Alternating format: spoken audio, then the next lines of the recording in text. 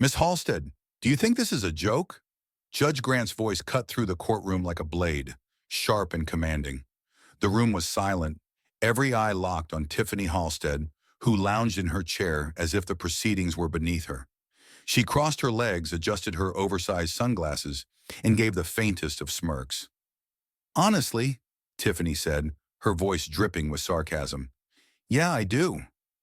The murmurs started immediately, whispers of disbelief rippling through the packed courtroom. Some spectators shook their heads while others leaned forward, eager to see how the judge would handle her blatant disrespect. Even her lawyer visibly cringed, leaning in to whisper urgently, but Tiffany simply waved him off with a flick of her hand. Judge Grant remained still, his piercing gaze fixed on her. He didn't raise his voice, but the authority in his calm demeanor filled the room. Miss Halsted, he began, this courtroom is not here for your amusement. It exists to uphold justice, and you would be wise to take this seriously. Tiffany leaned back, rolling her eyes with exaggerated flair. Sure thing, Your Honor, she said, her tone mocking. The tension was palpable, the air so thick it felt like everyone was holding their breath. Judge Grant adjusted his glasses and continued as though unfazed. Your actions endangered a life, Miss Halsted. Do you understand the gravity of what you've done? Tiffany let out an audible sigh, her dismissive attitude unchanged. But as Judge Grant's calm gaze bore into her, even she could feel that this was only the beginning of a battle she wasn't prepared to win. The heavy double doors of the courtroom swung open, and all eyes turned toward the woman making her grand entrance. Tiffany Halsted strode in as though she were walking a runway, her designer heels clicking loudly against the polished floor. Her oversized sunglasses concealed her expression, but her body language radiated confidence, or perhaps arrogance. Late, unapologetic, and completely unconcerned, she surveyed the room with a slow, deliberate glance, as if deciding whether it was worth her time. Behind her, her lawyer scrambled to keep up, clutching his briefcase and trying in vain to minimize the scene. The murmurs in the courtroom grew louder, a mix of curiosity and disapproval. Tiffany came to an abrupt stop halfway down the aisle. She looked around, then casually handed her bag to her lawyer as though he were her assistant. Without a word, she sank into the defendant's chair with a dramatic sigh, ignoring the stares of the spectators. Miss Halsted, her lawyer whispered urgently, leaning toward her, please try to keep a low profile. Tiffany waved him off dismissively, pulling out her phone and scrolling idly, as if she weren't about to face serious charges. The audacity of her behavior left even the most seasoned courtroom regulars shaking their heads. The atmosphere shifted abruptly as the bailiff's voice boomed, "All rise!" The room immediately stood except for Tiffany, who hesitated. She let out an exaggerated sigh before finally getting to her feet, her posture lazy and unbothered. When Judge Grant entered, his presence alone seemed to command the room. The murmurs ceased, replaced by a tense silence. Judge Grant took his seat, adjusting his glasses as he scanned the room. His calm but piercing gaze landed on Tiffany, who was already slouching back in her chair. The contrast between her defiance and his quiet authority was unmistakable, and the tension in the air hinted at the confrontation brewing. Judge Grant opened the file in front of him, his expression calm but unyielding. Miss Halsted, he began, you are charged with reckless driving and endangering a pedestrian's life. These are serious offenses. Do you acknowledge the charges brought against you? Tiffany leaned back in her chair, crossing her arms. Yeah, I guess, she said, her tone dripping with indifference. It's not like anyone got hurt. A ripple of murmurs swept through the courtroom. The spectators exchanged glances, some shaking their heads in disbelief. Even her lawyer looked visibly uncomfortable, leaning in to whisper something to her, but Tiffany brushed him off with a roll of her eyes. Judge Grant closed the file, his sharp gaze fixed on her. Miss Halsted, he said, his tone steady, your dismissive attitude suggests you do not understand the gravity of this situation. Your actions endangered another person's life. This is not a matter to be taken lightly. Tiffany smirked, twirling a strand of her hair. Okay, but it's not like I hit anyone. People are so dramatic these days. The air grew heavier, the tension almost tangible. Judge Grant leaned forward slightly, his presence filling the room. Dramatic? He repeated, his voice quieter but no less authoritative. Miss Halsted, the individual you nearly struck is here today. Perhaps hearing from him will help you understand the impact of your actions." For the first time, Tiffany's confidence wavered. She glanced briefly at the gallery, where Edward Lopez sat quietly, his arm in a sling. His expression was calm, but the disappointment in his eyes spoke volumes. Tiffany shifted uncomfortably in her seat, but her defiance wasn't entirely gone.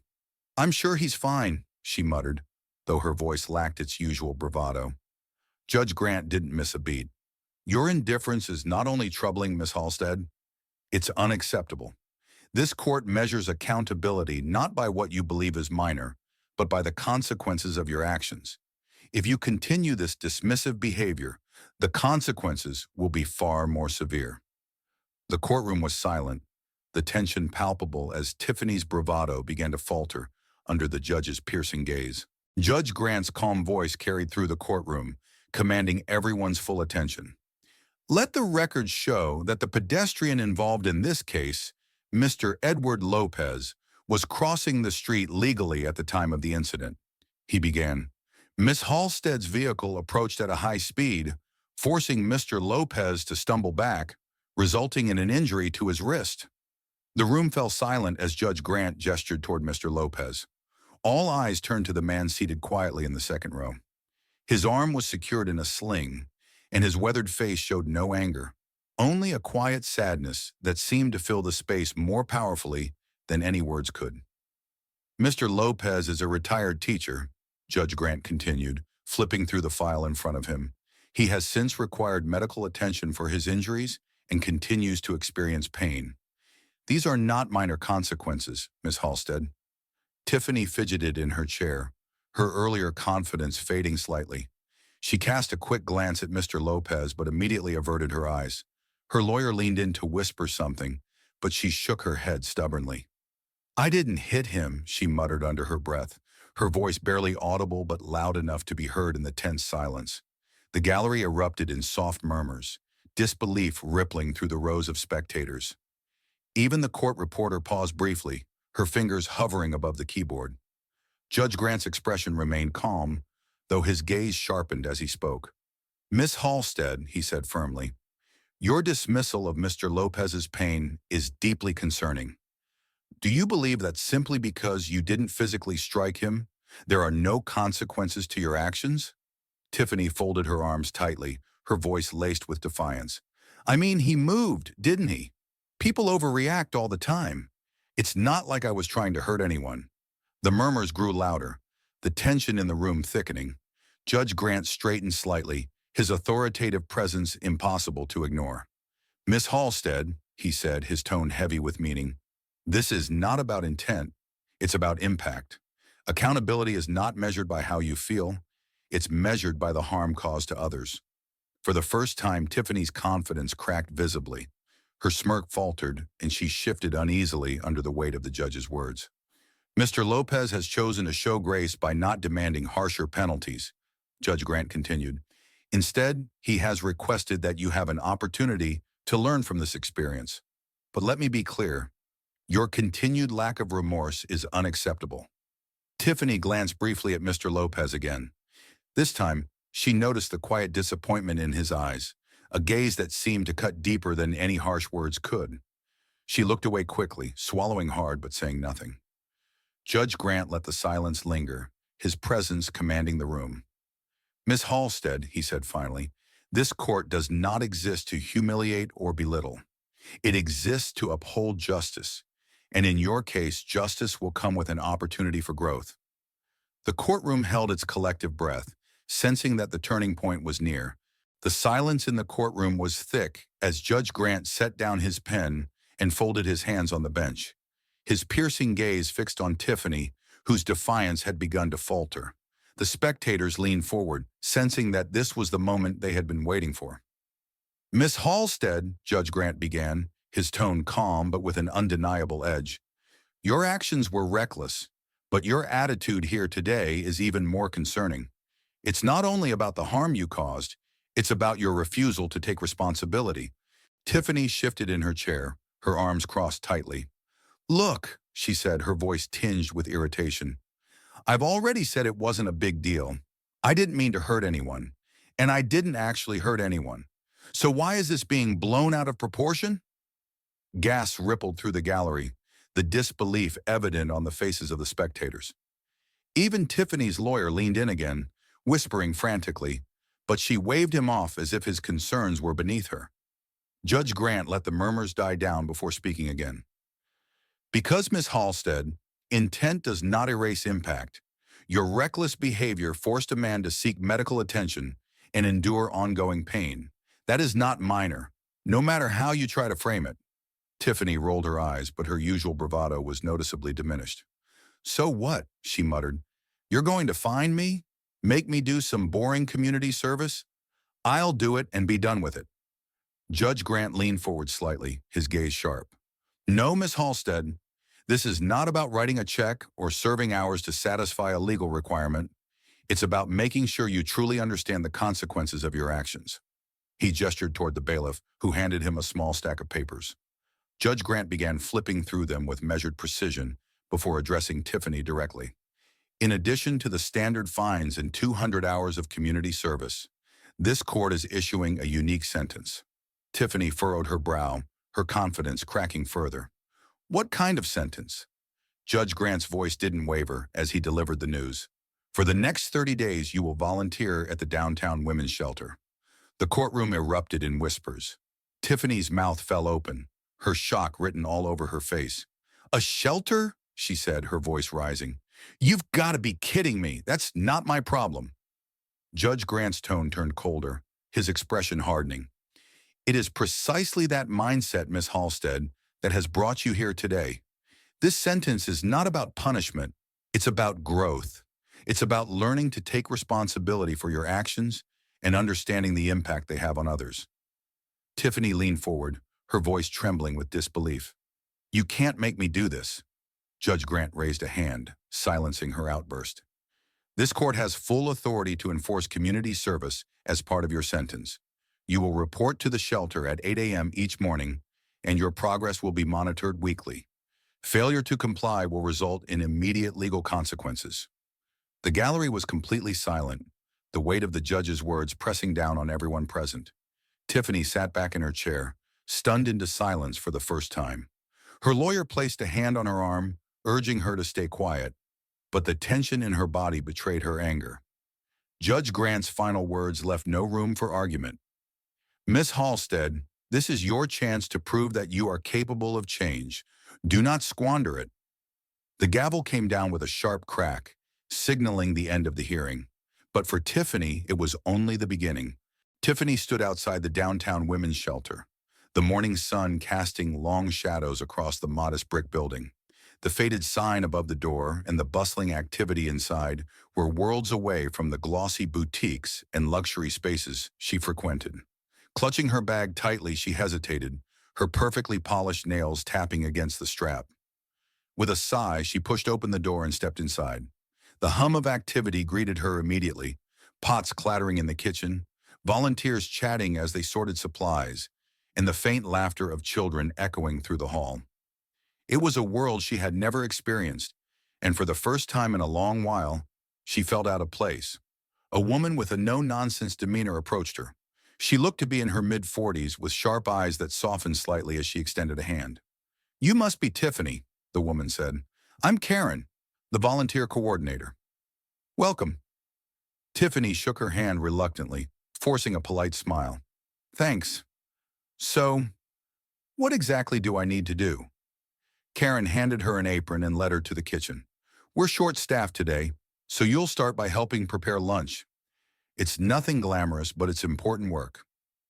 Tiffany's lips tightened at the word glamorous, but she followed Karen without complaint. In the kitchen, she was handed a peeling knife and a mountain of potatoes. She stared at them, her manicured hands already itching at the thought of the mess. Hours passed slowly as Tiffany worked in silence, her movements awkward and hesitant. The other volunteers worked efficiently around her, chatting and laughing as they moved between tasks. Tiffany kept her head down, pretending not to notice, but the camaraderie between them felt foreign and strangely unsettling. When it came time to serve lunch, Tiffany was assigned to the serving line. One by one, guests approached, their faces a mix of weariness and gratitude. A young boy no older than 7 looked up at her with wide eyes as she placed a plate of spaghetti on his tray.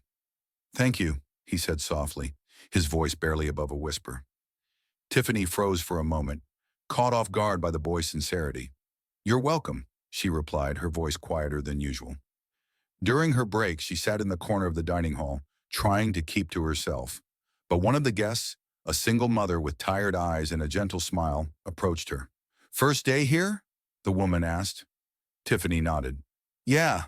The woman sat beside her, balancing a toddler on her lap. "It gets easier," she said. "At first I felt like I didn't belong here either. But this place, it teaches you what really matters." Tiffany wanted to dismiss the comment, but something about the woman's tone stopped her. "What do you mean?" The woman looked at her with a kind but knowing gaze. "You think you've got it all figured out, don't you? Life has a way of showing you otherwise." For the first time, Tiffany had no retort. The woman's words lingered as she returned to her tasks, echoing in her mind long after the shelter had quieted down for the evening. Driving home that night, Tiffany couldn't shake the faces she'd seen or the stories she'd heard.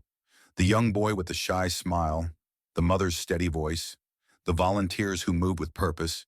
It all felt so far removed from her own world, yet strangely close. As the days turned into weeks, Tiffany's routine at the shelter continued.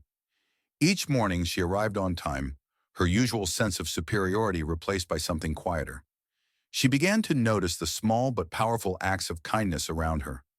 The way the staff worked tirelessly, the resilience of the guests, and the unspoken strength in the faces of those rebuilding their lives. Slowly, almost imperceptibly, Tiffany began to change. She spoke less and listened more. The walls she had built around herself started to crack, and for the first time she began to see the world beyond her privilege. Weeks later, Tiffany stood once again in the courtroom. This time, the confident swagger and defiance that had defined her earlier appearances were gone. Her posture was upright but subdued, her expression one of quiet humility. Gone were the oversized sunglasses and designer accessories. She stood before Judge Grant as someone entirely different from the woman who had walked in weeks ago. Judge Grant looked at her from the bench, his calm, authoritative demeanor unchanged. "Miss Halsted," he began, "you have completed your court-mandated community service. Do you have anything you wish to say before this court?" Tiffany hesitated for a moment, her hands clasped tightly in front of her. She glanced briefly at the gallery, where a few familiar faces from her previous hearings sat, watching intently. Taking a deep breath, she spoke, her voice softer and steadier than anyone had ever heard it. "Yes, Your Honor," she said. "I just wanted to thank you for giving me this chance, not just to serve my sentence, but to see things I never would have seen otherwise. It's made me realize a lot about myself, about the kind of person I've been." The courtroom was silent, the weight of her words resonating with everyone present. Even the spectators, many of whom had been skeptical of her sincerity, couldn't deny the change in her tone. Judge Grant nodded slightly, his expression softening just enough to show approval.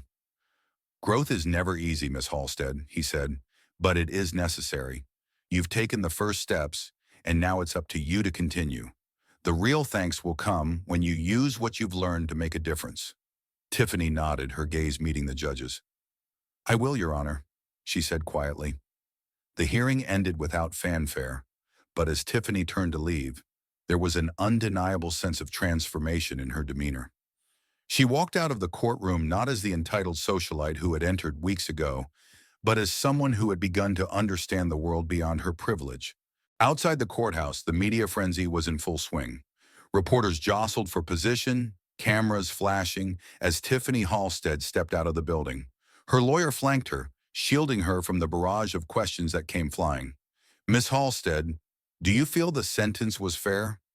What did you learn from your time at the shelter? Do you think Judge Grant's decision was justified?" Tiffany paused briefly, glancing at the crowd. Her usual arrogance was absent, replaced by a subdued demeanor. "No comment," she said, her voice steady but quiet. She quickly stepped into the waiting car, her shoulders slumping as the door closed and the chaos faded. Inside the car, Tiffany stared out the window, her mind far from the flashing cameras and shouting reporters. The faces she had seen at the shelter, The boy with the shy smile, the mother with her steady voice, the volunteers who worked tirelessly, replayed in her thoughts. Each memory felt like a quiet reminder of how far she had come and how much further she still had to go. Meanwhile, her story had gone viral.